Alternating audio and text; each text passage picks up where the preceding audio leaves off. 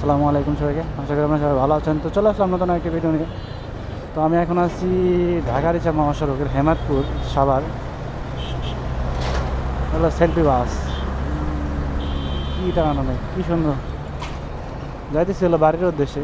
তো এখন আমি সাভার পৌরসভায় প্রবেশ করলাম।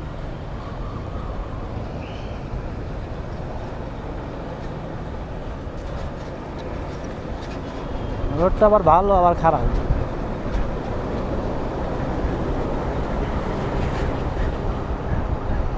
গ্যারাম নাই। মন চায় খালি গেয়ার দেয়, কিন্তু গেয়ারাম নাই।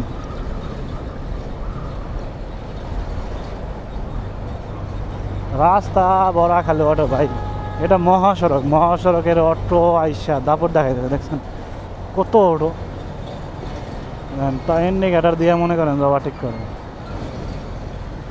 কিছু বলার নাই ভাই। বাংলাদেশে সব সম্ভব, এখানে অটো থাকবে, মনে করেন যে বাংলাদেশে সবই সম্ভব। জানেন না, বাসের থেকে অটো বেশি, কি একটা অবস্থা। এগুলো দু একটা চাপা না খাইলে পারে ঠিক হইব না। থামছে দেখেন, কোনো ব্রেকে বাজেছে কিন্তু ইন্ডিকেটার জ্বলায় না, কোনো ব্রেক ব্রেক কিচ্ছু জ্বলে নাই।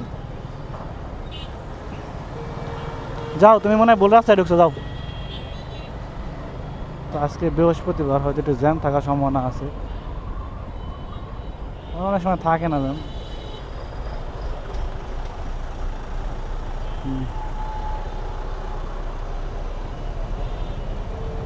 সামনে কি হয়েছে এত জ্যাম? মনে হয় কি ভুল রাস্তায় ঢুকলাম না কি, বুঝতেছি না। পলিথিন আছে ব্যাগের ভিতরে, পলিথিন আছে।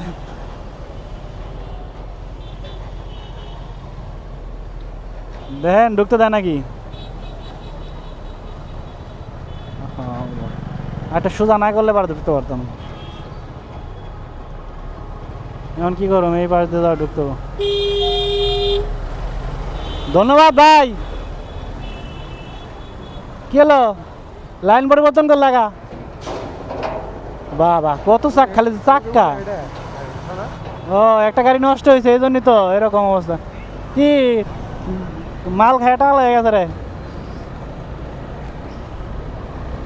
এখন অলরেডি উলেল বাস স্ট্যান্ডে আছি, সাভার, সাভার উলেল বাস স্ট্যান্ড। বগুড়া এখান থেকে 176 কিলোমিটার, আর এখান থেকে আপনারা উপজেলা পরিষদ এই পাশে অ্যাম্বুলেন্স।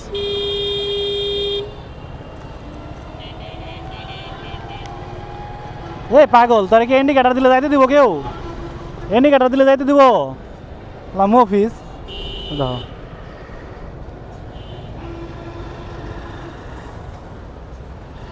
কি আর বলতাম ভাই, অলরেডি মনে হয় বৃষ্টি আইসা পরে এই জায়গা। বাড়ি হবে, বাড়ি বাড়ি।